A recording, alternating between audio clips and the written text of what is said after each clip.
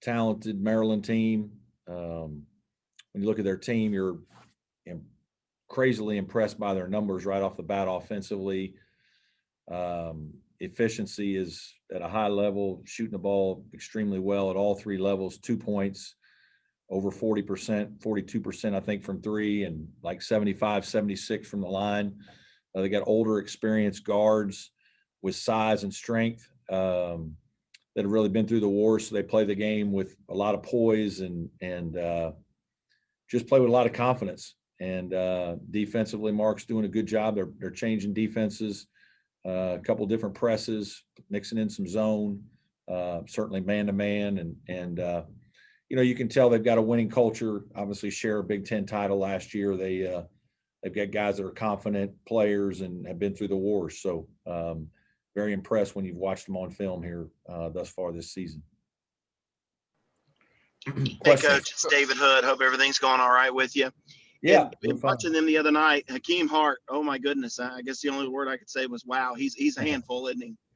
Yeah, it's interesting. That's a guy that, didn't play quite as much as the other guys last year, but great size, stroke, 33 points the other night. And, again, the efficiency is what jumps off the page at me is their shooting numbers are so high. They make open shots and they take good shots. And, that's, a little bit of a rarity in college basketball. I think there's a lot of teams that shoot bad shots, try to play a lot of one-on-one. I think these guys have a great mix. But he was unbelievable the other night, and he's been very good. He's played with a lot of confidence. You can tell he's got size and quick release and shoots with range.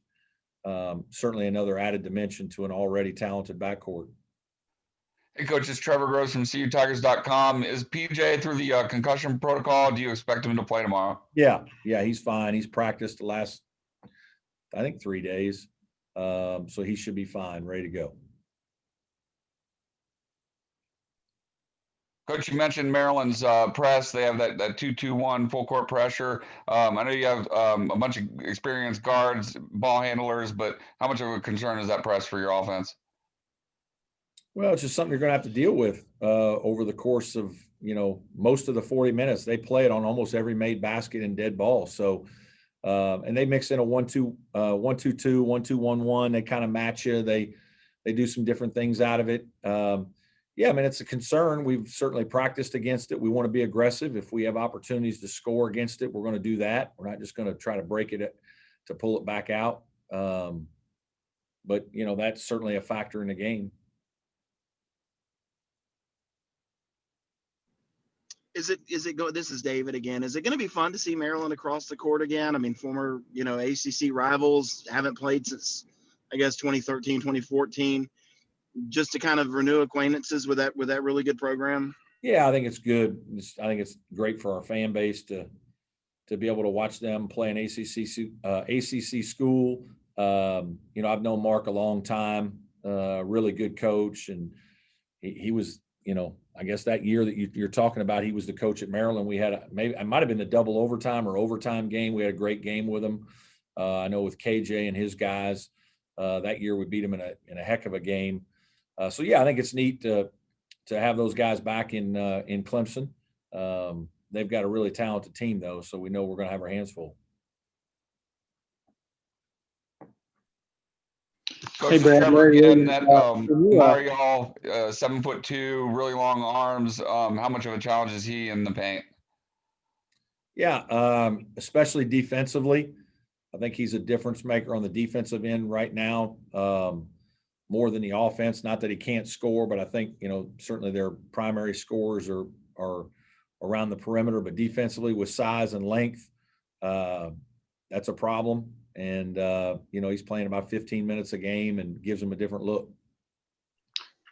Brad, Larry Williams here. I think you mentioned after the last game that Baehre might have tweaked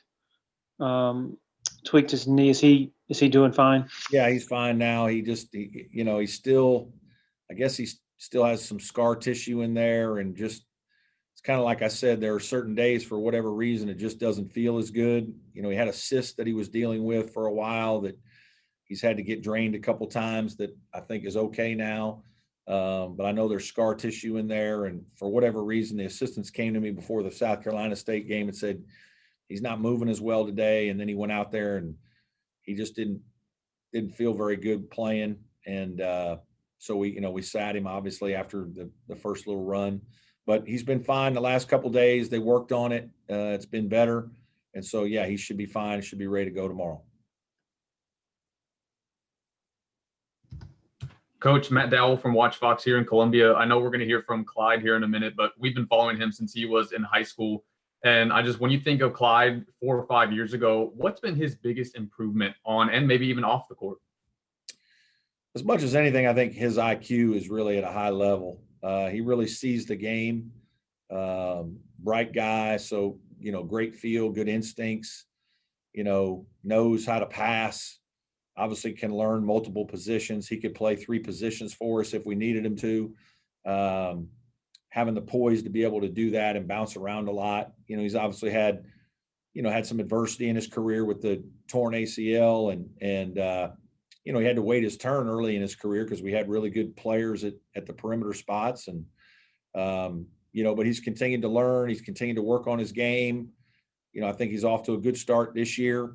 But I think the thing that impresses you the most about him is just he has a really good IQ, really good feel, learns a lot of things pretty quickly, and can take what you teach, in terms of nuances, press breakers, or different things that you're working on. You tweak a play, and it doesn't take him very long to figure out how to do it. And so that his feel for the game, his IQ, his understanding is his greatest asset. Coach, it's Trevor again. How important is dictating tempo in a game like this? You're pressing full court, they're pressing. I know historically you don't go to breakneck pace offensively, but how important, or I guess what tempo would you like to play at?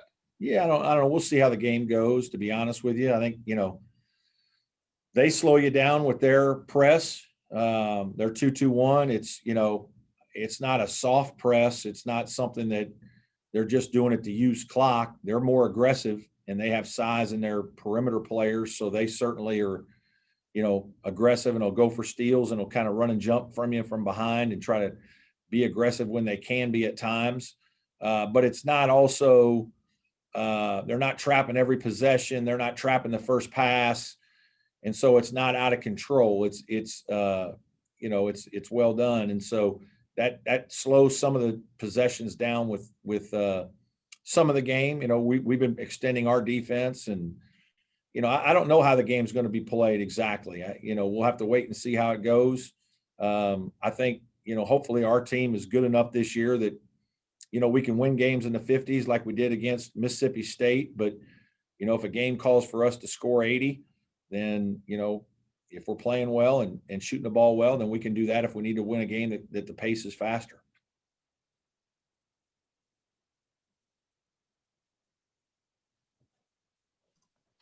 Hey, Brad, it's Phil Kornblut. Yeah. You guys have had an amazing number of turnovers created so far. Is that something you can foresee continuing with the way these guys are maybe buying into your defensive philosophy? Well, I hope I hope our aggressive defense is creating some turnovers. I don't know that it'll be at the rate that it is right now. I think some of it is a little bit of maybe catching a couple teams a little off guard. And I think some of it is early season, guys just not being in as good a rhythm and maybe not seeing as many different things. I think that happens a little bit. But having said that, I do think that we're going to try to be disruptive, and by playing a lot of players, we need to play that way and extend our defense and be difficult to play against on defense. We're not a really big team, and so playing a lot of guys and being disruptive, I think, really helps us. So hopefully we are going to continue to turn some people over. Maryland will be hard, though. Maryland's guards are experienced, have great size. They're very sound fundamentally. The more I watch them, I'm just really impressed with the way they play. They'll be more difficult to turn over, I would think. Coach, playing as many guys as you do, it has to be a challenge just coming up with the right personnel groupings. Do you feel like after 3 games and you've had a week off, do you feel like you got a pretty good beat on that? Certain things, there's certain situations that we know these lineups are a little bit better than others. And yeah, there's a couple guys that we think we like putting them out there together. I don't know that it's not every time it's, hey, it's this 5, that 5, that 5. It's not like we have 4 different five-man rotations that we're just working through. Sometimes games call for different things. And, we've done that, whether it's the 2 little guys together occasionally or bigger, or an extra guard or whatever it is, more shooting. So part of it is dictated by the game, but we certainly feel like we have, a little better feel for who we like together in certain situations based on having played 3 games now. Any more questions for Coach? Yeah. Hey, Coach. Scott Kiefer. Yeah. I'm sorry I'm joining a little late, and I hope you haven't answered this already, but what's it like? I know you played Maryland your first few years in the league. What's it like, if only for one game, kind of renewing a rivalry with an old ACC foe? Yeah, I think it's kind of neat. I wish they were still in the league. I think back to them and all their history, and I'm sure there's a lot of great memories that teams have, and but having gone to their place a couple times now that I've been at Clemson, and obviously we talked about how we had a great game with them here. I think it was the last time we played a double overtime win for us. So I think that's pretty cool. But things change, and it's been interesting watching them play in the Big Ten, having grown up in the Big Ten as well and followed that league.